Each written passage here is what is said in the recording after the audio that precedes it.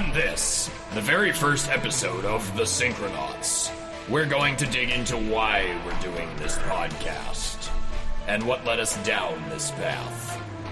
The initial spark was a documentary series that hit both of us like a freight train at just the right time. This series didn't just bring two old friends back together for some epic conversations, though it did do that in a big way. But it also awakened something in us that, at least for as long as we can recall, has remained silent and sleeping.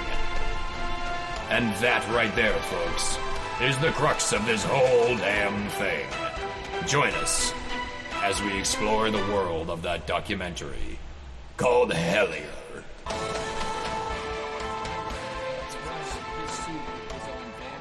Right. and Iron Man knows, like, when Doctor Strange does this, at the end he says one way, you know, and then Iron Man, you see that look on Robert Downey Jr.'s Iron Man's face. Yeah. You know, and he just dives for it, and he's like, I'm gonna die. Like, yeah, you know? You knew it. Yeah, you like, definitely he know knows Yeah. that it's gonna kill him, you know? Yeah, it's crazy. Because, I mean, Gamma, you know? Gamma, bro. Gamma. Gamma. Gamma. Gamma Jamma. Yeah, welcome to the Synchronauts Podcast. We're going to dive into Hellier. Hellier, hell yeah. Hellier, hell yeah. That's spelled Hell yeah. Hellier. Yeah, man. On the YouTube, you can get that for free. And that's what started this whole damn thing. It's pretty heavy. Yeah. It kept pushing us towards doing something. I'm a podcast addict. Me too. You know, and once you and I both reconnected over that, because, I mean, we hung out constantly over 10 years ago. And Hellier, a synchronicity in itself, bringing us back together, you know? Yeah. And also, to give credit to Hellier's legitimacy of a documentary is the fact that they were guests on Mysterious Universe. Oh, yeah. Great podcast. Great podcast. Love Legendary those guys. podcast. Benjamin Grundy and Aaron Wright, my favorite Aussies. Yes, very nice. They had the Hellier folks on their show, and they are very good at bringing legitimate people, you know. Oh, for sure, yeah. That's like, you know, when you see UFO stuff going on Rogan, it's like, okay, well... Yeah. Gotta at least give this some sort of credit. It's time for full disclosure. Oh my god, it's been time for disclosure for so long. It has. And, you know... But I don't even know... We don't know what this thing is behind the door anyway. I mean, especially with what we're going to talk about with Hellier, that UFO thing, man. I mean, this is included. The weird ultra-terrestrial stuff, like Mothman and things like that. The goblins. We don't even know what they would really be disclosing to us, or what they actually know. What if it's something so ridiculous that, like, yeah, it would literally possibly disrupt our entire planet? I don't know. You know, I mean... Until we're ready for it. Disinformation has been an agenda of people in power for a very long time. Mm-hmm. The question is, was it to keep people safe, or was it to keep those people in power? I really think that's where most of the eye-rolling comes from, when someone makes a claim or tells a friend about a wild claim. I'm sure you've been one of those friends. I have. Oh, yeah. And the eye-rolling comes from, well, I'm not on that side. I'm on this side. I'd rather think that it's just for our safety, you know? When I see the eyes roll, I try to keep eye contact, and it just makes me dizzy. It makes you look like a pigeon. It does. It does. So the stars of the series, Greg and Dana Newkirk, they've been a part of the paranormal world for most of their lives, it seems. They even showed, like, flashback videos of them as teenagers doing it, like ghost hunting and things like that. Their original website from, way back. That's the whole... Yeah, actually, that's the connection, right? It's the original website that they had made when they were teenagers, and they kind of kept it alive, and then suddenly that email came. When you stare into the abyss stares back. Sometimes it takes a decade or two. Yeah, because he would just, like, go back to the website occasionally and check it. And sure enough, one time in 2012, there was an email from a really weird guy claiming there was goblins on his property. And he's like, why is this coming to me? I'm a paranormal guy, if anything. And he didn't know why that would be connected, at least not then. And so I'm watching this series, I'm going, okay, goblins? So silly. Like, this has to be some cool scripted thing. Maybe it's going to get really intense later on. I'm in it for the ride, even if it was fiction. You know what I mean? Sure. But then it wasn't fiction. Just really wasn't. And I kept comparing it to the Blair Witch. Mm-hmm. Back when that came out with all the, I guess you could say, disinformation that they created around it with all the websites and forums with experiences with the Blair Witch and survivors and things like that. So I was sold that these guys were trying to launch their careers in the paranormal world by doing this, you know? But then the more you look into it, these guys are totally legit. They really are. Absolutely. And they're excited to share this. It's free. They're not charging for this entire series. Yep. It's pretty great. You know, like, I remember when Blair Witch came out, I went with my girlfriend at the time to see the movie, and she was terrified. And I was not, you know. And then, like, a month later, those 3 actors come out on some... Is it the Oscars? You know? The Grand... Oh, yeah. And they're like, thanks, we're alive. I mean, if anything else, it was just very dishonest. A very dishonest way of... It's like guerrilla filmmaking, almost. Yeah, that's a good way to put it. I mean, I don't think that can really exist in that fashion anymore. No, there's way too much. There's too much ability to be fact-checking now, you know? Yeah, because those can be trusted, too. Oh, well, yeah. But you can at least find out if people are still alive when they make a mockumentary now. That's true, you know? Definitely. Yeah, I mean, so what's crazy about this story is that it seems to bring paranormal elements with goblins, where would we put goblins? Cryptids, maybe? I don't know where to put goblins. I've never really thought thoroughly about goblins. I mean, would he be friends with ghosts, or would he be friends with Bigfoot? I don't know where to put a goblin. Are you speaking of goblin as one? Well, as just the archetype of it, like what kind of category do we put a goblin into? I guess I guess a cryptid. I think of Dungeons and Dragons. Yeah. So like people see Bigfoot and werewolves and shit like that. Maybe it's I guess you could definitely cryptid.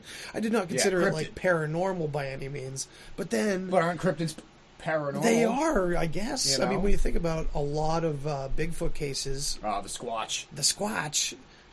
Like so many of them involve sightings of orbs too, which is really strange. They seem to go together. I feel like sometimes orbs are clues or warnings before something happens. That's sometimes, possible. You know, but sometimes people just see the orbs and they run and they don't get the next whatever. Well, that's true. You know. Yeah, I think. Yeah, it's split right down the middle, you know.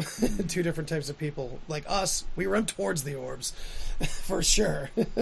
I do sometimes. Depends on where I am. Yeah. You know? I think in the moment, it's weird because they say if you were to encounter, like, an alien or an ultra-terrestrial or whatever, you have this, like, reptilian brain automatic response that, like, your hair stands up on all edges, you freeze. So it's like... Maybe that's why so many bad films come out, or not films, but like pieces of footage of UFOs come out because everyone's so like struck that they can't even get their camera out and stay still. That's struck and taking the camera out. That's when I walk forward. Oh yeah, you know? Exactly. Yeah, I agree. I'm like, well, I mean, life has been basic until this moment, and then the next day, life will be basic again, and you can go back to things. Yeah, exactly. You know? It's. Yeah. I mean, funny thing is, I've never seen a UFO, ever. But I know people that have. Mm-hmm. I've had experiences with ghosts. Undeniable experiences with ghosts. Those are types of things that would definitely put you into a mindset to think about these things, too. I also think that the more you disclose about the things you learn, I mean, again, when you stare into the abyss stares back, you know? For sure. And it's not just a creepy saying. It's a mirror. You gotta, for sure. You gotta be ready for this type of new, I don't want to say existence, but this next thing, this next idea.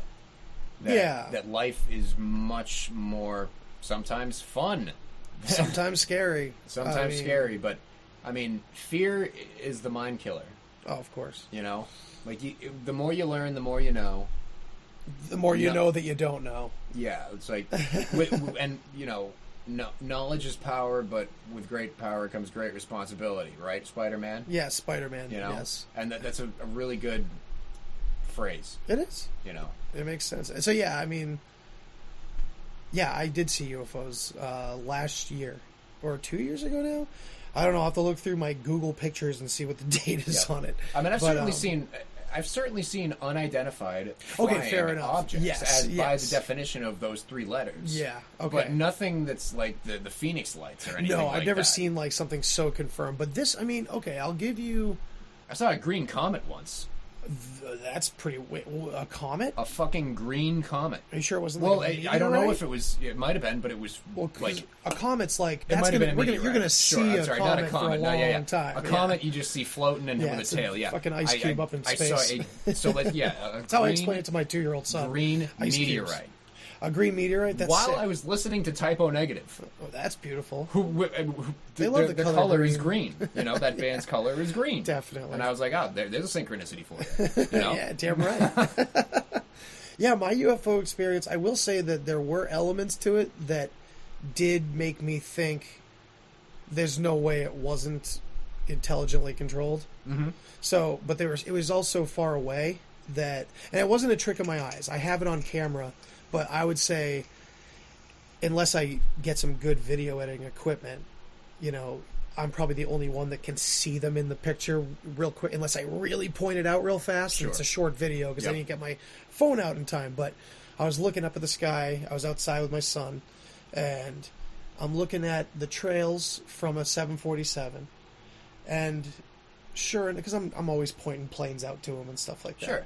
So I'm like, hey, look, it's a plane. And then I'm looking at the trails, and sure enough, back on the trails, there's little objects, little white glimmering objects, which, of course, could be anything, right? Sure. But they were whipping around and taking hard angles up there. Like they were floating, and then all of a sudden they weren't floating. They were going into like weird little maneuvers, and then they'd stop. And then they would I could literally see that the big swoops that they were doing were going around one side of the chemtrails, or whatever you call them. That might be the conspiracy name for them. And up and around the front of them, because I could literally see them disappear behind it and then come up and around it. So I mean, I don't know how far wide those big plumes of gas are that come out of the airplane, the exhaust. I think it's pretty wide, though. It's like, you know, you got big engines and everything, so they were just doing these big maneuvers around them. And so I got the phone out at that point, after already seeing them do some weird shit, and then I tried to zoom in a little bit while I was recording, but all you can really make out after I get it steady near the end is one of them taking off in one direction. Oh my! In a beam, and that's the first time that it went in like a straight line of any kind. Other than that, it was doing weird flips and stuff. And then all of a sudden it just jets off. That's all you can see in the video. I'll show it to you. I'll tell you what I think that is. But the thing is, before what I couldn't show on the video was the other 4 objects, just 1, 2, 3, 4 blinked out of existence. And I've seen that in other videos recently of UFOs, of like clusters that will just blink out and stuff like that. But yeah, go ahead. I think that those are UFOs that are sentient. Now, I'm not saying ships. No, You're talking about the sentient ships. Yeah, I see what you're saying. Well, I'm talking about some sort of sentient life that is just kind of hooked on chemtrails. Like, they like it. Interesting. And then that this is a half joke. Hooked and on it was chemtrails. because you said it was spinning around the trail from the so it was exhaust. like, I love this. And he was like, yeah. It was just taking a hit. It was like, I'm good. And then takes off. And then it's just boom. His other 4 buddies just couldn't take it. And they were like, yo, blinked man, out of existence. This ain't gonna work. This ain't work. You got this. Yeah, man. You got this. But yeah, I do have the video. I'll show it to you afterwards. And you can't make out much. You can just make out that one beaming off to the side at the end. But I mean, there's certainly certainly gigantic football-sized ships that have been seen by a lot of people. The Phoenix Lights story from the 90s. Early 90s, I think. Yeah. The 90s sometime. And There's a really great movie that came out maybe 2 or 3 years ago called Phoenix Forgotten. Yeah. Which, you see that? I've seen some of it. I think Executive produced by the good Ridley Scott. it was Ridley Yeah. Scott. That's right. Yeah, I don't. Maybe that wasn't the one I saw, but I knew I had that on my radar at least. It's It looks really good. I'll have to It check uses it a out. lot of documentary footage. Sweet. Yeah, and the ending is mind-blowing. Nice. Like terrifyingly mind-blowing. Very good. Yeah, we're definitely going to have to get into some, like, we'll have some movie episodes. Oh, yeah. Definitely. We That's have a right, couple fellow of friends that are in Synchronauts. fellow Synchronauts. Fellow Synchronauts. You are all Synchronauts. We are all Synchronauts in this. We are not the Synchronauts Exclusively. to you. Yes. We are all Synchronauts You are in this. Synchronauts too. Yes. Without even knowing it. Yes, but now you will know it. And now you know it because we're telling you. Exactly. Yes. So what's interesting about Hellier, well, there's many interesting things. Yes, but tell we us were just more. talking about the UFO stuff, and, like, oddly enough, this group of paranormal investigators end up having these connections with, like, Indrid Cold and the Mothman. To hear it talked about randomly in this completely unrelated story, Hellier, just threw me for a loop. I didn't know what to think. I'm like, okay, now I don't think it's fiction, because why would they purposely throw in something out of pop culture? Everyone right away would call bullshit that they were trying to, like, popularize themselves and make a strong connection to carry the theme, you know what I mean? Sure. This was not like that. Sorry, I know I come from a debunking point of view, but I'm trying to... That's literally where I was when I started watching this. So yeah, I wanted to talk a little bit about some of the pieces of technology they use, which I hadn't really heard of these specifically, but in general, when it comes to paranormal stuff, like EMP or what is it, EMF recorders and stuff like that. Anyway, the Spirit Box is a radio tuner that uses a frequency sweeper, so it can sweep through every, like, AM, FM channel in seconds. So it's just a storm of noise, basically. And it just, the sweeper goes at, like, different millisecond intervals if you wanted to. It goes crazy speeds. So during this time, you'll hear snippets and phrases that are believed to be controlled by or spoken by spirit. And it's a crazy scene. Yeah. Now, even ghost hunters acknowledge that there is a lot of audio pareidolia that happens, and that not every word heard is a direct communication. Pareidolia, for those that are unfamiliar, is kind of like, it's kind of like a game of telephone almost, where, like, it really depends on what you're feeling. You're kind of leading yourself. You're hearing something that's not really there. It's very hard to completely cut out personal ego. Yeah, that's exactly what I was just going to say. Yeah. I was going to say ego. Yeah. That's really what it is. Especially if you're in that field, you might feel you're pushed towards a certain direction. So you got to be mindful of that when using these things. You got to be totally open.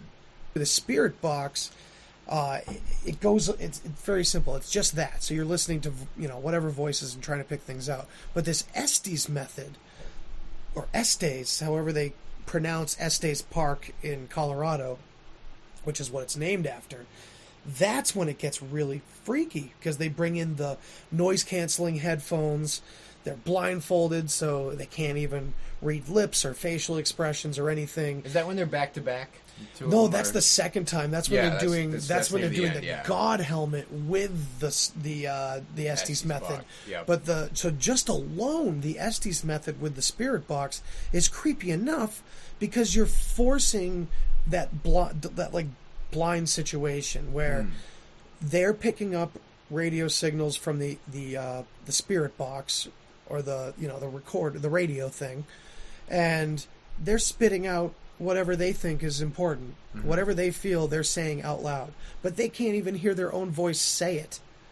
And you can tell, too. You know how sometimes if you can't hear yourself, you start to mumble your words and stuff? Oh, yeah. So, had many of those situations in the studio. Yeah, I bet. Yeah. When the monitors are turned off and shit. So, you can tell that they're not faking it. And they're giving their counterparts whatever words are coming to them, or whatever phrases are coming out.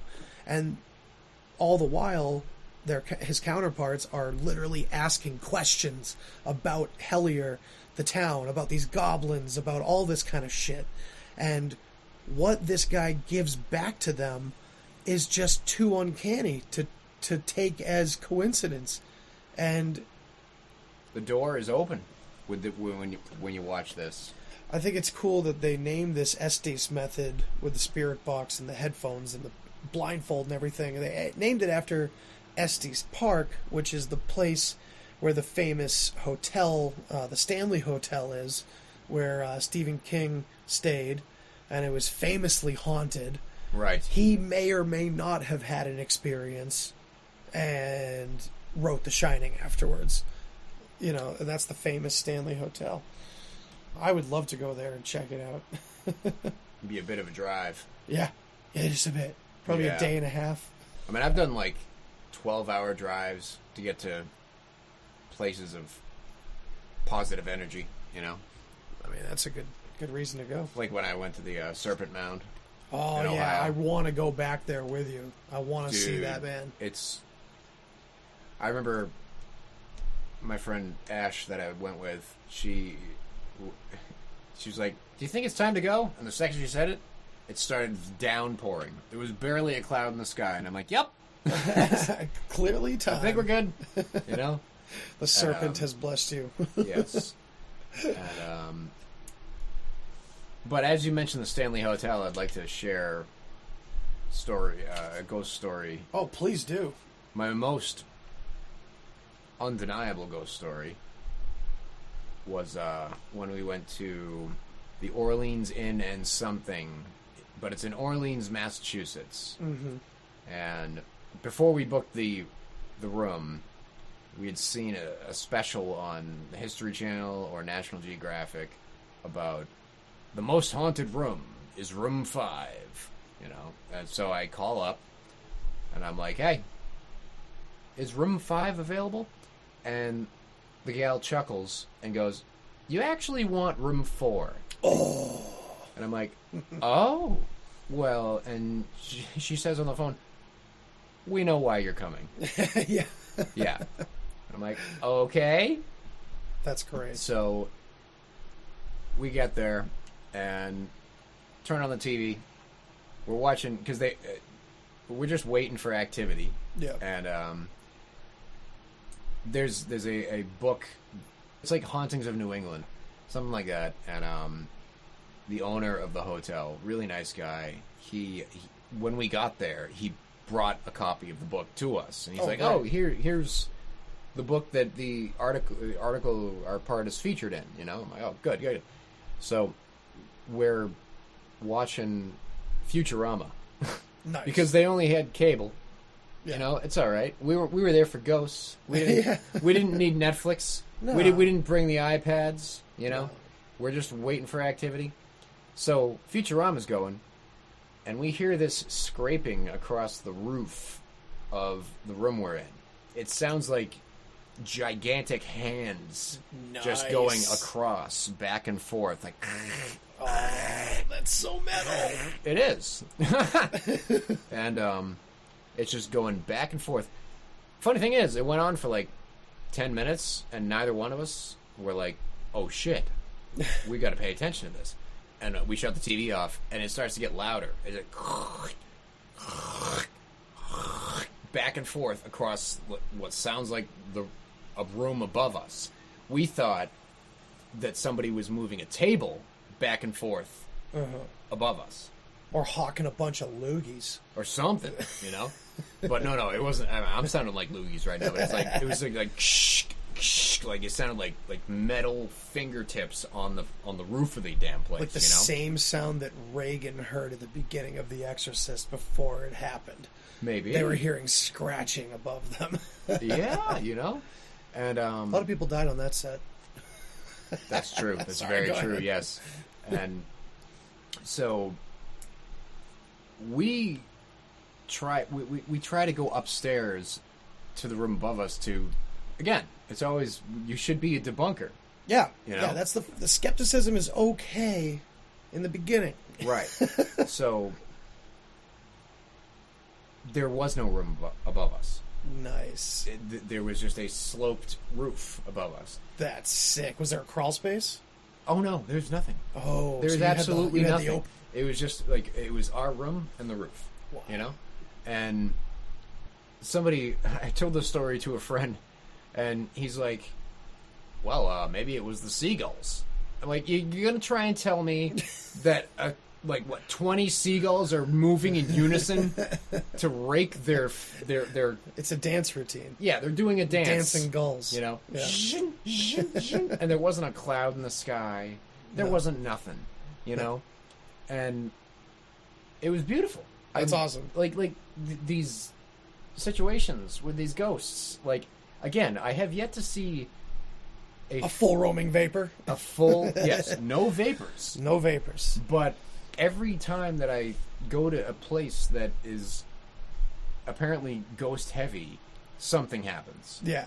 That's know? awesome. That's Yeah. great. Well, they always say that the more you are open to it, the more you'll receive it. Yes. And I The always... abyss stares back. Yes, the abyss stares back. And it's funny because I always looked at it from the wrong side. I looked at it from the side of hearing that and going, oh, that's convenient. Okay, so everybody that wants to believe in ghosts gets to see ghosts. What a fucking convenient situation that is. But that was before, and I didn't come to that through other paranormal.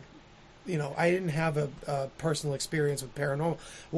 How I came to that was through like a completely different spiritual aspect entirely, like a whole different philosophy, different portion of life.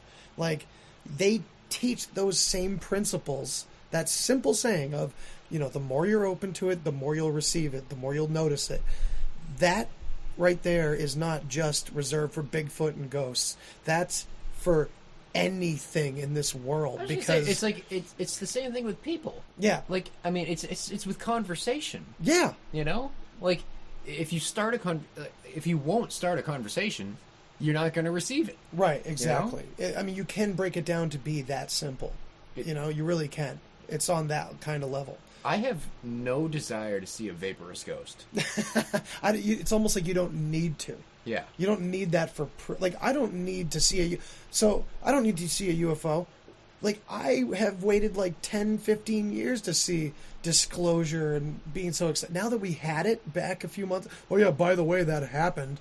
Wasn't talked about for more than a day. And me included, because... who put it out? Who were... It's like... I don't trust anything I see anymore. Dude. I don't know. This is probably something that 5 years from now they're going to come out and be like, oh, yeah, just like you never saw our spy planes back in the 50s. These are just speaking more of spy technology. Planes in the 50s, how about, the Black Knight satellite? Right. Oh, my God. We should do an episode on the Black Knight satellite. That shit's really cool. I think that thing was talking to Philip K. Dick. Oh, very possible. Big time. All the time. He wrote Valus, or Valus, however you pronounce it. Valus was that entity that he supposedly made contact with a bunch of times. The Black Knight satellite. It very well could be. That's a really interesting... Now, of course, in the public eye, if you look that up, you'll see it, quote-unquote, debunked.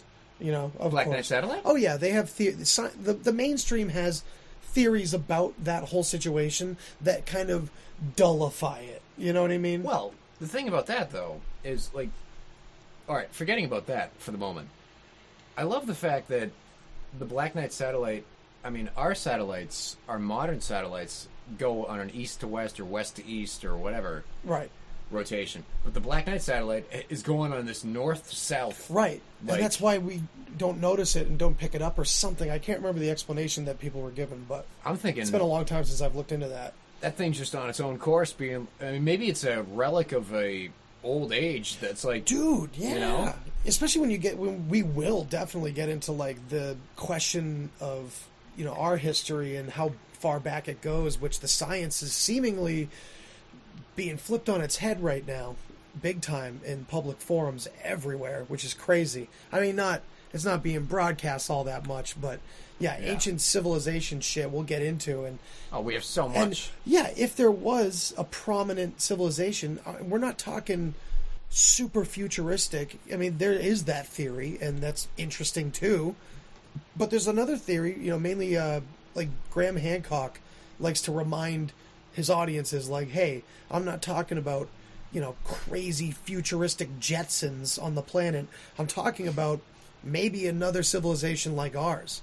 You know, their future uncertain, but the Jetsons always freaked me out because I think it was funny that there was classism and racism still in space in this wonderful future. That and the fact that they're just like you never knew how high up they were in their weird tower houses, right? And you never saw the ground. No, I course couldn't not. watch the Jetsons. I never liked the Jetsons. I never got into. I get a problem. I was a Flintstones guy. I would say that was wicked horrible too. If you look back, I'll tell you this though, I really liked the old Nintendo game, like the Flintstones, because at the end of the Flintstones Nintendo game, you met up with the Jetsons. Now that's interesting.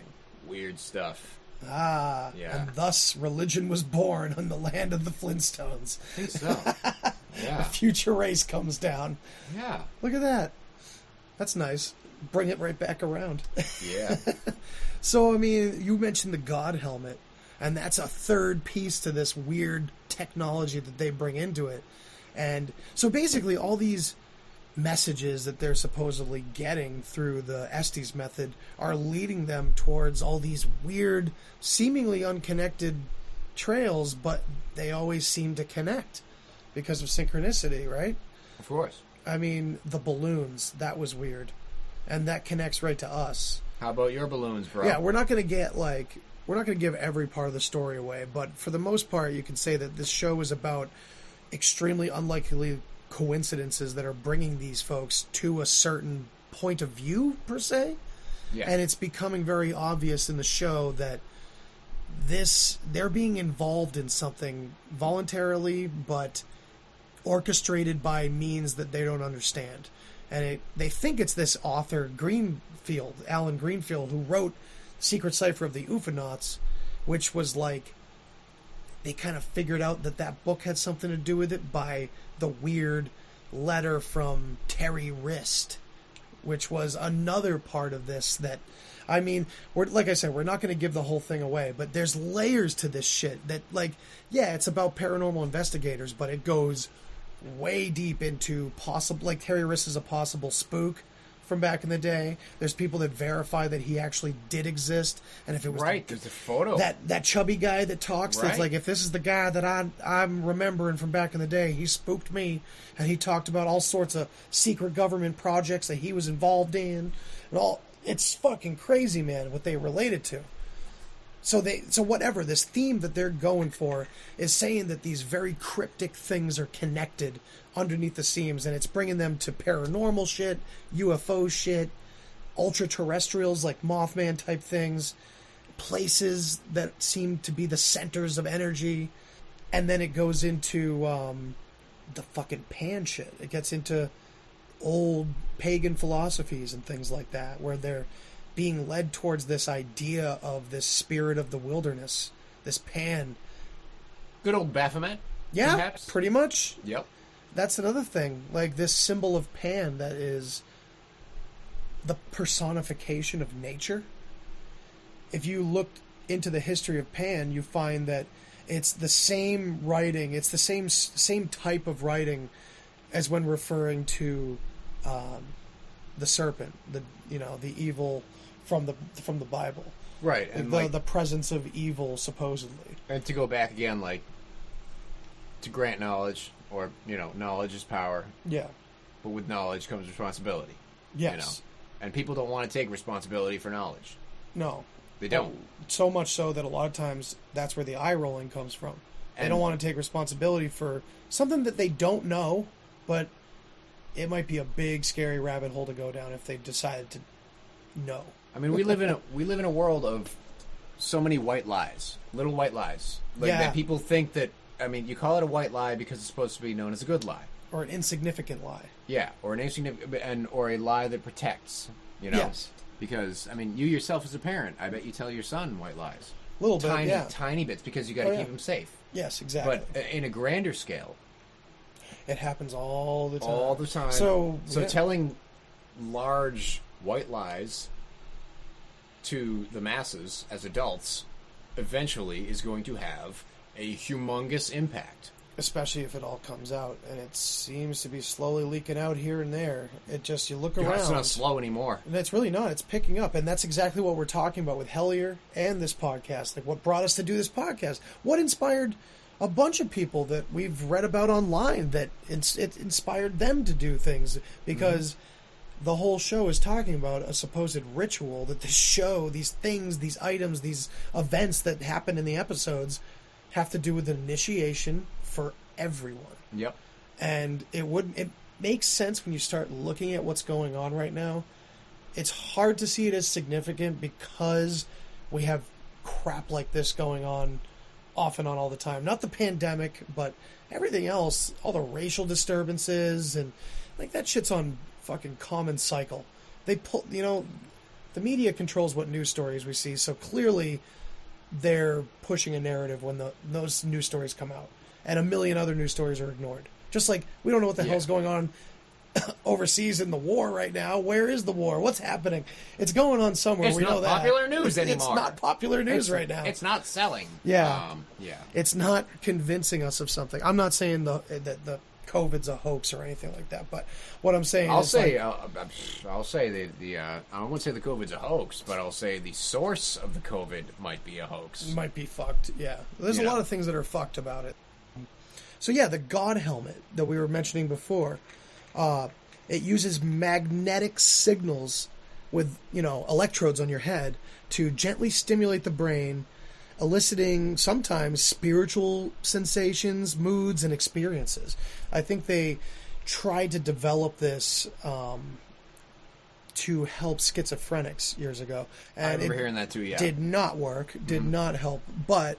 Did they call it I wonder if they called it the God helmet? I think then. that was actually the pet name for it by the people that made it. Like, it wasn't, it was probably like fucking Project 23797L, But yeah, the God helmet's what they called it. So anyway, they do that along with the Estes method, where this person who can't hear anyone outside of themselves, they're just throwing out words from the spirit box, is communicating with the person who also has sound canceling headphones and is just talking because she's receiving something from the signals that are attached to the radio waves under. It's fucking crazy, man. It's wild, dude. And the stories that are coming out lead them to places. Like, what about the tin can? Remember the dude talks about a tin can in his first Estes session? Yes. It's like, there's a tin can, I can see it, I'm visualizing it right in front of me. Because a lot of times this radio frequency sweeper, because it's a storm of noise, you're picking out little bits of words here and there, but a lot of times you get swept up. People say that you can kind of elicit some sort of spiritual experience from that too, because of how sweeping the sound is and everything. So he's literally like hallucinating a visualization of a tin can in a cave. And then that's what episodes later, Yep. they're brought to a certain cave because of what messages they're getting from these sessions, and sure enough, there's the tin can, and it's fucking crazy. It's fucking nuts. Absolutely wild. Yeah. Absolutely wild. And so I think we're gonna get more. We're gonna take a little break, and then we're gonna get into all the weird synchronicities that fans across the world went through when Hellier came out, and what we went through too. Oh, yes. And the podcast led here. From here, who knows where we're going? We're going to a lot of different places from here.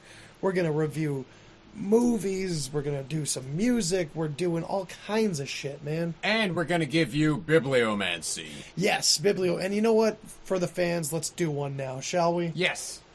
Did you bring anything special, or should we just... Let's do it.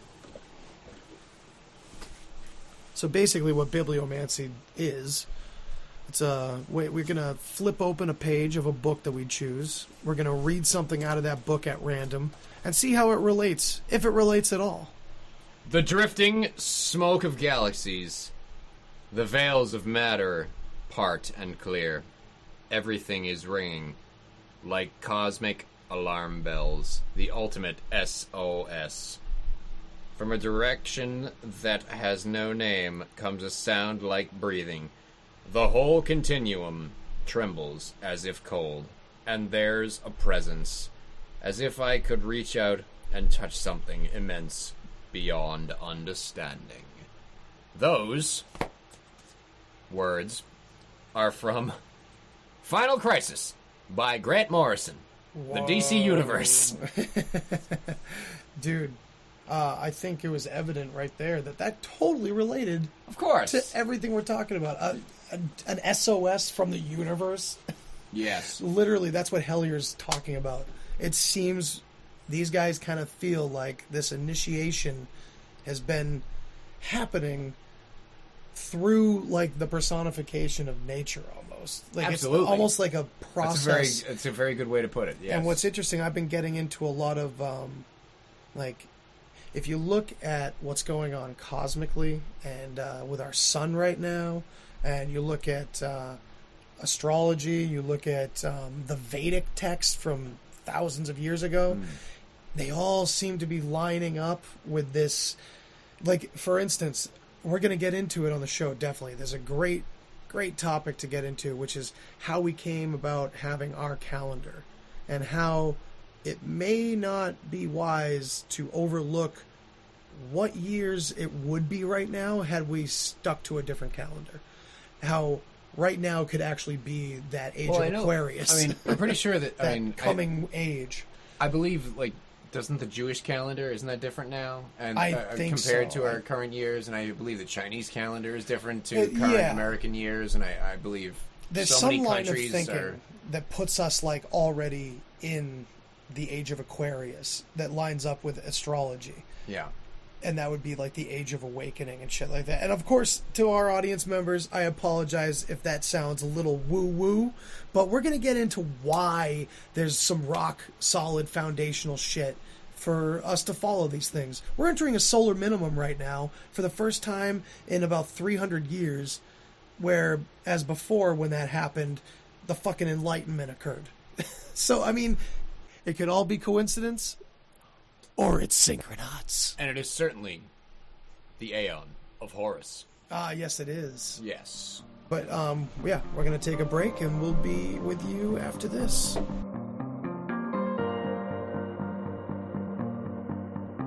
Come to us and said, you guys realize you're doing an initiation, right? You realize you're doing some kind of a ritual. Who do you think could be doing that, and to what purpose? Should we stop doing, if it is a ritual of some kind, should we stop?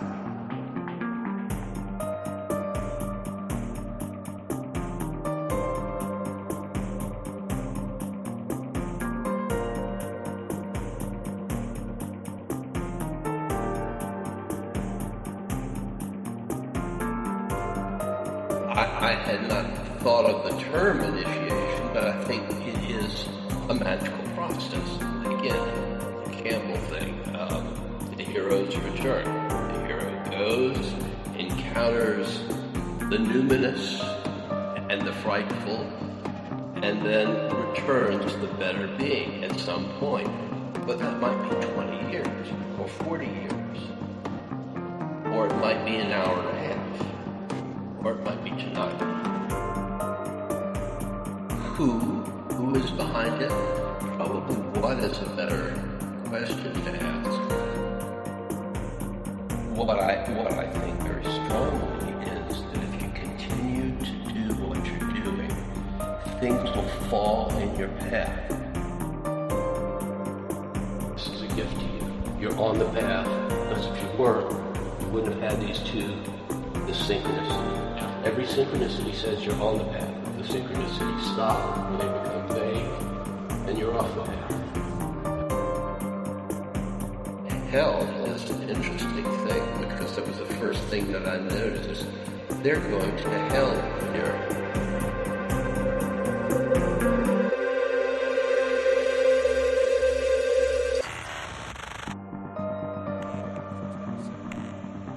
Now, a few months ago, I texted our mutual friend, who I hadn't spoken to in years, and I just wanted to check in with the current state of the world and say, hey, I hope you and your family are doing well. Yeah. And she happens to respond to that text maybe over a month after I messaged her to say, hey, we're doing well. I hope you're doing well too. On the day that we intended to record our first episode, and she is our mutual friend who we met through. Yeah, that's wild, man. It certainly is. She introduced us. She did. All those years ago. Many, many, many years ago. We used to have some killer parties there. Oh. The bonfires, man. Good God, and hanging out in the barn for hours and hours and hours. Yep, playing music. Many bands discovered. Her dad's a heck of a guitarist. Yeah, he was always and a piano fun. player. Yeah. You know? Yeah. Always turned into a big sing-along. That was fun. Yeah, it was like... And being in metal bands, mostly for me, and industrial work and all that stuff, like... Yeah. Industrial work. It sounds like I'm a construction worker. Industrial music, too. But, it's industrial work. Yes. But, so I'm not a jam band guy. But with him... Man, you just fall into it. You get right there. He's a living synchronicity. Oh, dude, yeah, that man is just a good soul. Oh, absolutely, great guy. So we go back to all the way back in the time travel of messages. Let me ask you before we get into this, like, how strung out did your place become? Did you have like lines attached and different yellow notes on the walls to everything? It was because it looked. You went crazy. You went balls to the walls with this. I did. It was like I had notes all over the 5 months walls. of conversation. It was as if I was a character on the X-Files trying to connect everything back to 1947 Roswell. You know. And that's awesome. It resulted in 5 handwritten pages of notes. That's which great. I went back over and highlighted the key coincidences and synchronicities. That's great. Starting with, tell me, Andy, about February 2nd balloon coincidence. Your 2-year-old picked a balloon. That's right. I completely forgot about that. Yeah. So we should talk about that. Because no one has a clue what that even means. Yeah. Well, did we even bring up the balloons last time? I don't think we did. So the balloon thing, what would you say about it? Like in Hellier, it's like it was a story they heard about a guy finding multiple balloons out randomly over the course of a few days or something, and it was on his birthday, and the balloon was like "Happy Birthday." I can't remember the origin of it. Yeah, because we watched Hellier so long ago. Yeah, you went back through some episodes recently, and so did I. I did not get that far back into the balloon thing. I got the end of the balloon thing where they found the last one where they had pulled over on the side of the road because a log had been randomly put in the middle of the road. Yes, I remember that. And sure enough, like 30 feet away from them was a silver balloon just glinting in the sunlight. It was right where the log fell. Yeah. It's like as if somebody tied it to a tree right next to them. Exactly. You know, and so then I remember, I think you were at that point in the Hellier documentary, and that's like right when you got... That's the episode, so not that episode, but one of the earlier balloon coincidence episodes, because they had like, they told the story of where the balloon thing came from, and then they had a couple incidents that led them. So when they pulled over that day with the log in the road, at that point, there had been so much about the balloons that it was like, you got to be fucking kidding me. How did this happen? It's like Pennywise from Stephen King's That's It. what it feels like. You little know? Signposts, Yeah. almost. But like not in a negative way necessarily. No. It's just... But either way... Hiya, Georgie. You'll have to watch Hellier to get the full balloon story. But basically, all these weird coincidences keep happening, and they keep finding balloons popping up and stuff like that, and just little signposts. And so I watched one of those episodes of Hellier, and then I went upstairs for the first time into the living room, and bam, right in my face was a big silver happy birthday balloon, and I shrieked out loud and nearly woke up my family. Dude, you text me like, holy shit, look at this. And then that's one of the moments that really turned my head for good. Like, it kept me there, like, holy shit, okay. So this Hellier thing, and that was before they started getting into the idea of Hellier being like an initiation ritual for anyone watching. Oh yeah, that's real early on. Yeah. That's fucking crazy. Where just like the coincidences and synchronicities, serendipities and kismets are all just... They're not... At that point, they're like fluff in the beginning. They're not, like, I mean, okay, they're not taking them as fluff. They're not, no. You know. Because they know. Yeah, and any viewer might be like, well, that's interesting, and, you know, and from that it goes from there. Now, you tell me that you had the privilege of Andrew Collins from Ancient Aliens, you posted about that balloon on social media. Yeah, and sure enough, one of a bunch of people that liked it was that dude from Ancient Aliens. I was like, holy shit. I was just having a conversation with someone about Andrew Collins and his most recent trips to, like, Egypt. And it was just really weird that right there. Even alone that a guy like that would have time to randomly like his Facebook, a very things on busy Facebook. Person, very busy. Yeah, definitely. So it was pretty wild. So, and that was all just on February 2nd. All that was just in one day. That's fucking ridiculous. So on February 3rd, I go to my favorite comic book shop to start reading Grant Morrison's The Invisibles. Ah, yes. And I hadn't started reading it yet. That was like my day to pick up the series. And to set the stage here, The Invisibles is one of the most, like, dark and twisted and secret wisdom type shit that's out there. It was like Certainly. It influenced The Matrix. Yeah, and Grant Morrison's I don't know if I would practicing chaos. Yeah, you could certainly a chaos magician, but yes, like I'm sure he may call himself something else, but I mean to just encompass it, yeah, like he's a proprietor of many interesting esoteric things. stuff. Yeah. So, with the intention of picking up his work at the comic book shop, I bring Volume 1 to buy that, and I get to the cash register, and the cashier says, "Hey, do you want some free comic books?" And I'm like, I mean, who would say no? You know? Yeah, exactly. So I'm like, well, sure. 2 of the 3 books. Now, I'm sure they weren't the exact issues that had my fingerprints on them from 20 years ago, but 2 of the 3 books that I get for free comics are books that I sold the comic book shop. That's wild. Yeah, So- I remember that story. And they're the most random, out of the blue comics. Like, it was Shadow Man issue 19, where Shadow Man meets Aerosmith. The band? Yes, Aerosmith the band is in the book, and also Darker Image number 1, which was when Image Comics was trying to do a darker image. And Interesting. But they were books that I saw no value in. When I was a teenager, and I was like, all right, and I was like, here you go, and I sold them because you need $20, so you sell 100 comics. You know? Yeah, definitely. I used to do that with DVDs and VHS tapes before that. Oh yeah. So I get into the car with Grant Morrison's Invisibles Volume 1, and I open the free books, and I see those 2 incredibly. The odds of that. The universe brought them right back to you. Of course. Have you revisited any of it? They weren't so good. They weren't great. But the synchronicity ended there. Yeah. But it never ends. It No, of course never not. ends. Never ends. So yeah, what's next? Well, it was on February 4th where you said, "Shit, we should do a podcast." You know? February 4th is the fateful day, huh? Yeah. It took us until July to start thinking about it seriously. I remember when you texted me, we should do a podcast. I was playing Red Dead Redemption. Oh shit. And I reached a point where there was a floating suitcase. Interesting. Like a complete glitch in the Xbox Matrix. So I'm looking at a floating suitcase in the game as you message me that we should start a podcast. That's pretty wild. So I'm like, well, what does that symbolize? Yeah, seriously. Glitch. Oh, and then on February 27th, you asked me, have you ever heard of the comic book The Invisibles? Oh, that was a fun coincidence. Yes. Yeah, because I had just started looking into Grant Morrison. Right. And then I say, oh, well, I'm halfway through book 1. This is a very good one. You tell me to listen to, what is it, the Brotherhood of the Snake? Brothers of the Serpent Brothers podcast. of the Serpent podcast.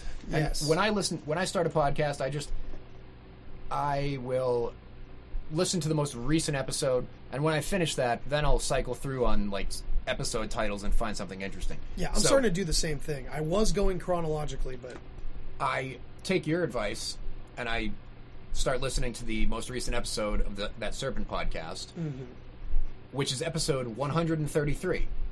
ooh, I go to Dunkin' Donuts.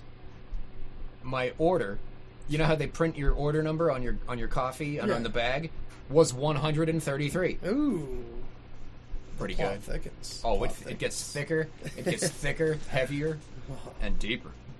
So then, let's see here. Jumping. jumping through the notes. This is fantastic. I feel like Indiana Jones, but it's my own life. It's my own digital footprint. It seems between February and March we didn't have much text coincidence contact, but then on April 2nd, I'm watching the news, and I just found this interesting for a synchronicity that they're talking about the heaviest and first density of the coronavirus is in a place called Corona, New York. Oh, that's weird. Oh, it is. On April 30th, you said that your friend mentions Saturn.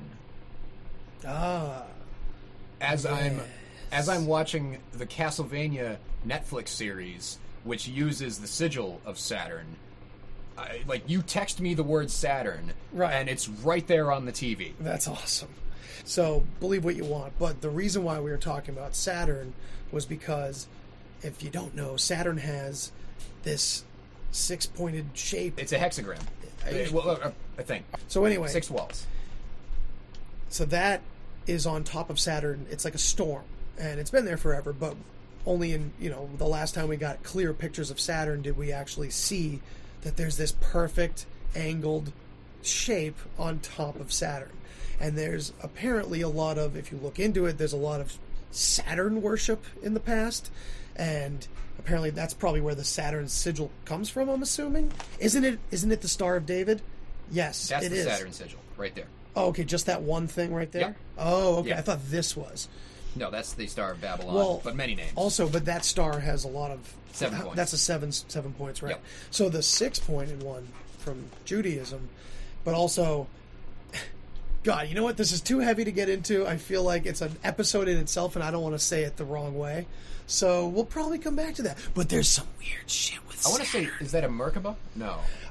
You know what? It's a meditative... It's two triangles on top of each other that you meditate within. And, right. Well, what I was shown was there's a connection with the symbol of the cross and also the shape on top of Saturn. We will certainly do an entire episode on star sigils and stuff. Oh, yeah, yeah. This note says, ancient stone walls in New England woods, a balloon bumped into your windshield.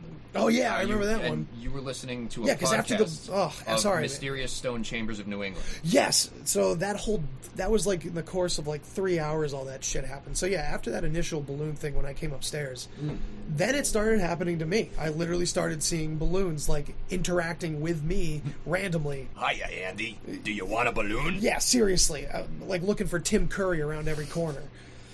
But, so that time, the same day, I was talking to you about the stone structures in New England, because my wife and I had just taken a walk with our son, and I was telling her that there's a theory about all these stone walls throughout New England, deep in the woods, that a lot of them you can dig down, and they're a lot deeper than they look, and they're a lot older than they look, and people just associate it with calling it... You got to figure how much sediment over centuries. Exactly. And then just grass grows and grows and grows. Well, and it tells you how old it really is, too, because they associate it with people from, like, the 1700s.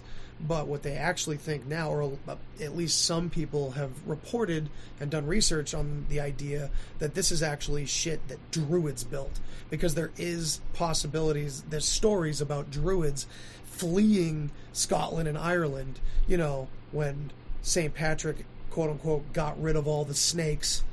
Yeah, it's very interesting to go down that pathway. But yeah, we were talking about the stone structures. Then I turn on a podcast in the car, and they mentioned the New England stone structures in the woods. On your mind, there it is. And then a fucking balloon hits my windshield, and I'm on the highway. How fun! Like, dude, I can't make this shit up. I mean, it was crazy. I could make this shit. I'm creative enough. You could make it up. I could be making this up. You could, but we're not. But I'm fucking not. Here's a synchronicity, that the fact that I actually got to a point where I'm rewatching season 2 of Hellier, episode 2. The guy that's usually filming, so you don't see him much. Right. I don't remember his name, but he says the same thing. He's like, we could make this up, but and he says, like, if I hadn't experienced it, I wouldn't believe the person talking about it. Right. Yes. Yeah. They do a whole. They really kind of cover their bases with that. Like, they kind of, and that by that point I was on board with them. Yeah. But hearing them say that, kind of helped me reconfirm it, because it's like, It's really... yeah, these guys aren't fucking actors. It's They're really not. tough. It's really tough. Like, They're actually bad actors if they're trying. They're not. Yeah. Yeah, they're just normal people. Yeah. There's And a lot of dead spots in the story. Yep, and again, I want to also point out the fact that Mysterious Universe had these people on, and Mysterious Universe doesn't have people that are bullshit. Those on Aussies their... are fucking seriously Yeah. funny, but seriously educational too. I listen to them as often as I can. You know, Well, they're one of the longest running I think podcasts 23 of this years. kind of thing. I think 23 years. Yeah, it started out as You a know? radio show, or has it really been that long that podcasting has been around for 23 years? I don't know. It I probably don't know. has. It's 2020 now, so maybe. You know. Yeah. So on May 7th, you and I had a conversation about Amaruka Americo Vespucci, which is not a coincidence conversation, but it's something worth talking about. So, from just your memory, you want to share anything about Amaruka Americo Vespucci? We can definitely give like a nice little preview for clearly something that an episode will take place on, because if I were to tell all the amazing things about just that word Amaruka, it leads to so many other stories, and that's where you'd have to reel me back in and sedate me because I'd be going so far off topic. But I will say that Amaruka means land of the serpents. That is where I'll leave it off, because maybe some listeners will go out and check out what that possibly means, what that could be connected to, or we can, eventually we will definitely get into that, because if listeners would search on that, I'd also like to recommend they search on the Serpent Mound in Peebles, Ohio. All that history in there has been not debunked, but what they have there about saying, oh, it was done by this civilization at this time, has been rewound. Like, they know that it's happening. They've recently understood that it's much older than even the history that was allowed to be understood and what's shared at that place. That's been happening a lot lately. Yeah. I just posted something on the Synchronauts page recently about just further evidence, more and more evidence being gathered to push back the Americas timeline, like the first time people were here. Evidence of society here, it just keeps getting pushed further. Yep. But some Synchronauts out there made some good points. I saw that. Good comments. Lots of good comments. Lots of good conversations going on. Yeah, I like it a lot. But that whole thing is permeated throughout the world right now. There's so many archaeological teams and geology teams that are coming together and sharing very alternative ideas, despite what the accepted authority says on the matter. And it's cliche to say it, but history is written by the winners. It really is. I don't think that people hear that and they hear a poetic expression that they've heard 1,000 times. But when you really think about it, it's every little bit of the history. Yep. So how much of it are you trusting? History is controlled by dictators. I mean, on 5/11, we said my birthday. We had a conversation about Orion and the DMT molecule. Ooh. You sent me a picture of the DMT molecule and the constellation of Orion. That's right. And they're shaped the same. They are. So almost exactly the same. Oh, and there's so much. That's an episode from so many different angles. Oh, yeah. That's like 4 episodes in there right there. Like, I would love to talk about the connection from Orion to the Bible. That would be a great story to tell. Like we're saying, Synchronauts, we're just trying to let you know where we're going to be going in every direction. We're just sharing our notes with you, yeah. And you can share your notes with us. On June 6th, I had mentioned to you that our producer was going to be in Sweden for work. And I turn on NBC News, and I know every news channel leans in a direction one way or another, of course. But I do like the presenter on NBC News because he's a bass player, Lester Holt. I like that guy. Because, he's a good bass player, They're all chasing dollars. None of them are evil. Of course. And, as it works with most people in positions, they share what they're told to share. But exactly. Anyway, the point is, I had told you that Oren was going to be in Sweden. Right. The story, I turn on that news that night, and it's a story about how the coronavirus is spreading in Sweden. Oh, Jesus. And he was heading there. He was probably heading there to stop it. I think so. I really do. So yeah, that's cool that we've gotten past my birthday, at least. We're getting sort of close. And to the present. It's fucking awesome. I'm so glad you did this, because think of this, guys. every conversation you have online or in text, like you have the ability to go back, but I mean, my God, it's so meticulous and annoying to do so. But how many conversations have we forgotten about with our friends and family? I'm so glad. Like, you know how sometimes to free up space on your phone, you'll delete messages and shit? Right, yeah. I was like, no way am I deleting ours. That's a thread that's staying. This is a thread that needs, you know? Yeah, it has relevance. So then there's some good stuff for a while, you know, and then, but nothing necessarily serendipitous, you know. Okay, that's fair. Yeah, but then we get to... more ideas for episodes. Of course. So there's the time that I'm at the restaurant. I'm you know reading Invisibles. You know, it's July 2nd, and my bookmark got soiled by, like, I don't know, sauce from my meal or something. So I needed a new bookmark. So I go into my car and I'm reading the words in the book, because I wanted to finish these couple of pages before I actually started driving. I needed a new bookmark, and it's a character in the book says, "You can set it down right now." And a receipt falls out of my visor right into my book for a new bookmark. You texted me about yes, that. I'm like, dude. That's awesome. You have a lot of things falling at you. I do. Yes, and funny you say that. Like, we haven't gotten to the rain. The rain? Remember the rain? Okay. Then, later, the next day, I'm reading the book. I'm outside at a table, and there's barely a cloud in the sky, and there's a character in the book doing a rain dance. That's right. And I start to feel rain dripping on my arm. Like, what? That's wild, dude. And I'm texting him like, dude, it doesn't stop. Oh shit! Wait, I'm getting the date wrong. That was the same day as the bookmark, and that was July 2nd. Okay. July 2nd being the anniversary of 1947 Roswell. Holy shit. That's great. And so it's July 2nd in this reality in 2020, and in the book, they're talking about Roswell. July 2nd, 1947. That's fucking crazy. I didn't realize that part of it. Yeah. Yeah. Holy shit. Yeah, sorry to get the dates wrong there. Because I hand wrote these notes, you know. And so we were hanging out on July 7th, and I remember I left my Thor's hammer here, my Thor's hammer replica. Yes. And the first song when I hit on my 70-hour playlist in my car is the song "Body Hammer" by Fear Factory. That's fucking awesome. I hit my drive to home. A band that's totally classic in your life. Oh yeah. And that fucking hammer pops right up. And I'm like, shit, I forgot Thor's hammer. Oh, Body Hammer. Oh wow. So here's a good one. On July 15th, you had mentioned that new Hulk comic book. You messaged me that. Yep. And I flipped to like 3 pages later. In Invisibles? Yes. Yeah. Because you said, oh, on this podcast they're saying it's like the Hulk meets David Lynch. Right, yes. And I turned 3 pages later, and David Lynch's name is in the Invisibles the book. Comic book. Like, what? That's great. I'm glad that I helped you break the ice on loving comic books, man. But you got to pick and choose. You got to pick and choose. Well, know? I mean, I think I put the idea away a long time ago, and just never went back to the idea. So we're at the end of the notes. The end of the notes. And it's probably the best one. Oh, man. So that same day that with the David Lynch you say, and of course David Lynch being his incredible creative self he is, you know. And very spiritual and esoteric. And pretty weird. You know. Fucking weird. So as I'm about to get up and leave the restaurant, I'm sitting outside, you know, I noticed this lady and her father.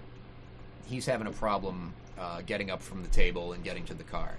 I'll just read this word for word kind of. An old man is having a problem getting to his ride from his table, so his daughter says she'll bring the car to the restaurant curb. Do you need help? I ask her. And she says no. And as the old man is slowly making his way to the car, so the daughter says to her father, she says, "You're two-stepping, Mr. Mason." As I read in Invisibles, "Mason, I want you to stay here. This could be dangerous." Oh yeah, that's right. Yep. Yeah, that was like, weird, man. Oh yeah, weird. So I hear this girl say, "You're two-stepping, Mr. Mason," and I read in the book. That's wild, man. This is the end here. As you tell me that you had a lengthy talk with your father the previous night about his grandfather and Freemasonry. Oh, my grandfather, yes. Yes. And Freemasonry, yes. Triple Mason. Yeah, Triple Mason synchronicity. That's pretty cool. How's that shit? So, just to prove the point a little bit further, we gathered up a bunch of stories from Reddit under the Hellier sub. These are a bunch of stories from fans out there that basically experienced a lot of the same shit we're talking about. Mm-hmm. Because like I said, they proposed the idea that whatever they're being led to do in that show possibly could be an initiation for everybody. And you only shared a bit of these notes, so I'm very excited to hear these. These are fun. These are definitely fun ones. I was rewatching season 1 a few months back. Really, it was on the background as I was on my laptop. Read a Reddit thread that mentioned Carl Jung. Read a Reddit. At the same time, I looked up at the screen, not sure the episode, but it was season 1 of Hellier, and a Carl Jung quote about synchronicity was on the screen. That's a good one. Wow. That's cool. And especially, I mean, Carl Jung being, anyone that's not familiar with who Carl Jung is, it's a very, very, very important character in expanding consciousness. Yeah, definitely. Okay, so moving on. I finished watching season 2 this morning after binging the first 8 episodes last night. I had a few small synchronicity moments this morning. Mother next to me at the grocery store calling out to her 2 sons, Carl, Connor, come here. So Carl and Connor are characters from, or I keep saying characters, the people in Hellier. Yep. Carl, yeah. So that's cool. As I leave the car park, I pull up behind a car with a pyramid third eye bumper sticker. Finally, I go to a friend's house and run into an acquaintance I haven't seen in almost a year. His name is Chris Hellier. Hellier. Hellier. I didn't even connect the two until getting back in my car about an hour later. I am intrinsically feeling like there is some kind of larger initiation ritual happening with this series. I feel like my enthusiasm and interest in the space in between has suddenly been re-sparked, and I've been thrown back into orbit around the topic. That's really cool. Where was he? So, wait, after binging the first 8 episodes, and then he talks about this being possibly a larger initiation. But the first 8 episodes, they haven't mentioned that yet. So this guy was actually talking about a feeling he was having about waking up and having, looking around to his friends and people around, seeing a larger waking up scenario happening before they even talk about it in the show. And that's cool. Precognition. It's all connected. About halfway through season 2, I started taking notes in my journal. This is a new writer, by the way. This is number 3. New person. Yes. Yep. About halfway through season 2, I started taking notes in my journal. Now that would have been something good for me, because then I wouldn't have had to go through so much again, because I did not remember half of the shit that I eventually looked at. Hey, you're talking to somebody that went 5 months back in our text messages. Yeah, no shit. Time travelers, man. The opposite page is a to-read list I started earlier this year. When I got to season 2, episode 8, I had a little genuine what the fuck moment when I looked over and saw the same title that I'd written down weeks ago on my to-read list, The Secret Commonwealth by Philip Pullman. Hang on, wait a second. What? So, he had a list going just for himself, like Yeah. a to-read list, which I have. I have a whole list of books I haven't read yet. When he got to season 2, episode 8, he had a little genuine WTF moment because he looked over and saw the same title that he'd written down weeks ago on his to-read list. So they mentioned this book. In Secret, Hellier? Yeah, The Secret Commonwealth by okay. Philip Pullman. It's an occult book. Yeah, And okay, wow. That's pretty amazing. That's so what I had just written that down. Wow. Big, wow. That's cool. So, this is the next one. I've been having a lot of synchronicities with books related to this show. Just today, I put The Trickster and The Paranormal in my Amazon cart while watching season 2. That book has Those been are two in separate books, or I think that's one book, The Trickster and the Paranormal. Okay. Which, of course, those two are super related. Yep. And they're both discussed on Hellier. That book has been in my wish list for years. So he had it in one Amazon list, and he moved it to the next one. So he went from like the commitment ring to the engagement ring. He was like, I promise someday I'm going to buy you, but I'm just not ready to make the commitment. And he finally did it. So he moved that. So he moved that to... it's been in my wish list for years. No idea why I decided to finally buy it. 5 minutes later, they show a copy on Hellier, and Greg starts talking about it. Very cool. A lot of book synchronicities. oh yeah. all while growing up in eastern Kentucky. Okay, so this guy was right in the heart of it because that eastern Kentucky is where all those big cave systems are. That's where all the Hellier shit was happening. Hellier is a town in Kentucky. And that's where they thought that their story was going to lead them, and nowhere else. They were going to go investigate some fucking goblins. But then the story gets way weirder from there. Funny thing is, the goblin part never gets solved. I mean, it just none goes of it really gets solved. I mean, that's Hellier's not done yet. I mean, the thing is, it's coming out organically. You're not going to expect a certain amount of seasons in a certain amount of time. Like, that's not happening. Like, they put out season 2 pretty awkwardly from season 1, just because of the timing of the work. If they're not having any experiences, they're not trying to sell something they don't have. I don't want to spoil, but oh man, it's been a while. People can go check it out for themselves, of course. But hearing it from us too is fine. We can getting spoil to it. that last that ritual to Pan that Greg does at the end. You know? Oh, dude. Like, you feel it. You get chills watching. Yeah, it's pretty wild. So good. So good. All right, so all while growing up in eastern Kentucky, we heard jokes about there being dinosaurs in this place called Brushy. Okay, so the dinosaur's name is Brushy in Pike County. I'm pretty sure Pike County was where they were staying at, like, hotels and stuff down there. It was just a running joke. I moved to Pike County, never went to Hellier, lived about 20-30 minutes from it. When I was getting ready to turn on the very first episode, I told my wife it would be so funny if this was on Brushy. That's where all the weird shit happens. And it turns out that Hellier is on Brushy Creek. That's crazy. Wow. It was just so weird. You also have to think that Pike County is massive. You can spend weeks driving the roads and never take the same road twice. It isn't strange that I never knew that Hellier was on Brushy. That's pretty crazy. Wow. So just coincidentally, it's on a creek called Brushy. Hellier, the town of Hellier. Like, it lays on top of a creek called Brushy. That's very interesting. If I get a third cat, I'm going to name it Brushy. Okay. In the beginning, Tyler is talking about this story editorfa. I remember trying to say that before.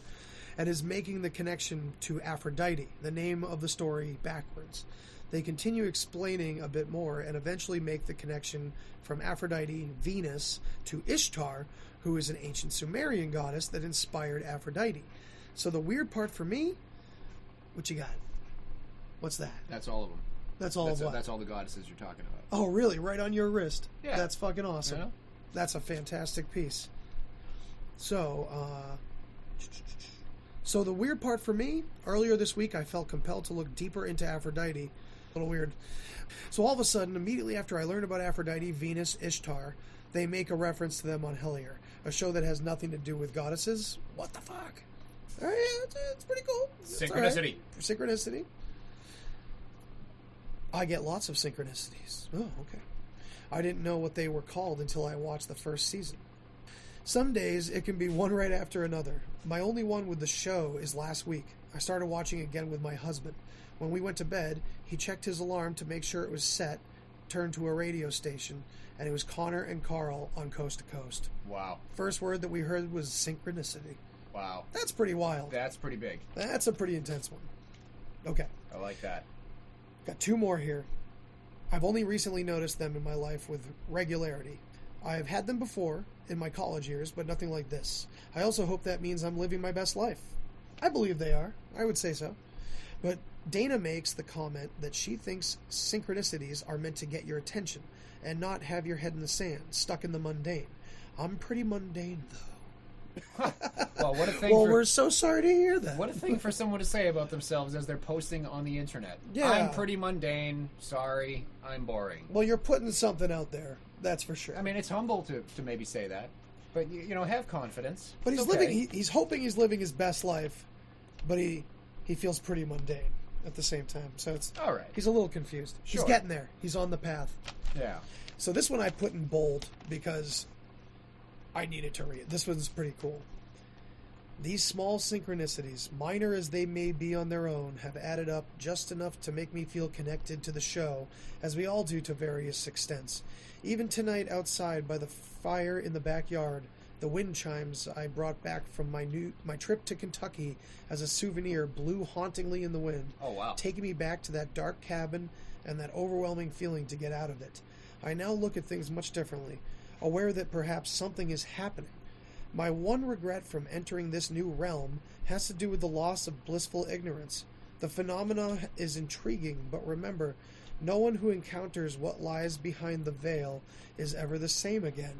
I'm not entirely sure I want to look any further into this. I used to be fearless out in the wilderness by myself. I used to yearn for wilderness travel. Now I think twice. That's very interesting. You know, We all have the ability to go, oh shit, and I had that completely wrong. blissful awareness, not blissful ignorance. Yeah, you know, I would say that too, because like I have plenty of people in my life that would totally roll their eyes at half the shit I say, but none of this synchronicity notion stuff and awareness to what you can't see is necessary to be happy. not But even close. when you understand the current of it, it's an option. Yeah, I mean, I think a lot more people out there are becoming aware of things because the shady shit is becoming so transparent out there in our modern culture that even people that normally can just kind of turn their head or look away or even have like a two-dimensional opinion about something that may be a lot deeper, even they are starting to be like, wait a second, the fuck is going on? Yeah, we're at a humongous breaking point. You can see it everywhere. And it's written everywhere too. It's crazy. I mean, You mean like the predictions for this? Of yeah, course, I mean, you know? I'm not necessarily prophecy, but like it's kind of written, not like a human touch to it, like a Nostradamus, but more like it's written into cultural, religious paths and things that have been said back then. And we get a lot of information to put out there about it over time. We'll dive into each topic one at a time because you can't wrap your head around how much more to this reality there is in one conversation. You absolutely have to do it one at a time, and that's why it's hard. There is no tap someone on the shoulder and just release everything on them. It would be so convenient if you could just tap someone on the shoulder. Too much all at once, you know. And I would say watching The Matrix is one of the best ways to explain what we want to talk about. that's a really great way to say it. Not necessarily that we live in a simulation, but that is a topic.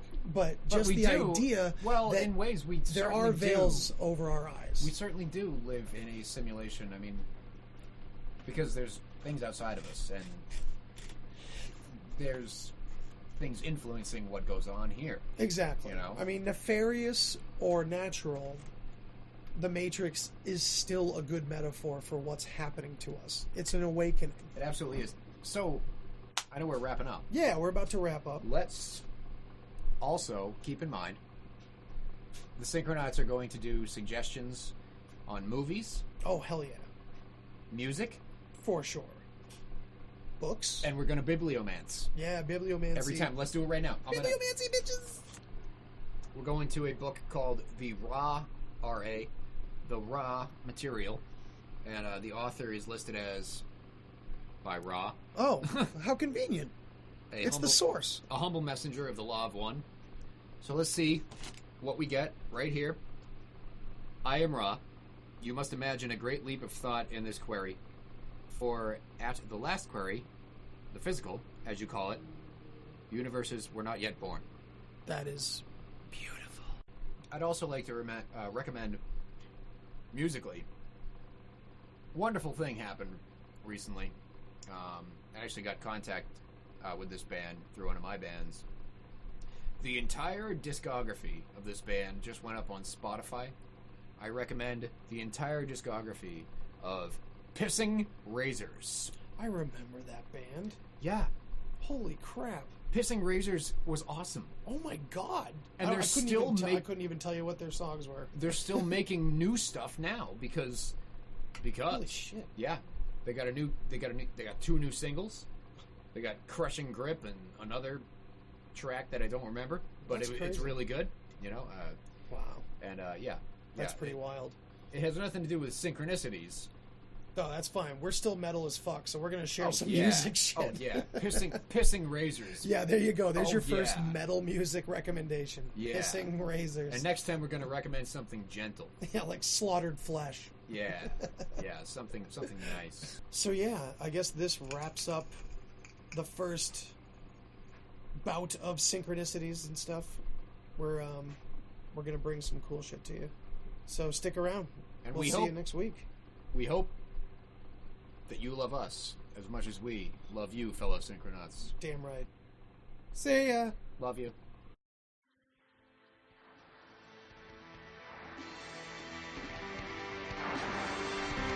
As the mysteries of time and space spiral around us, we have come here to bring you all back to yourselves. Synchronauts Podcast.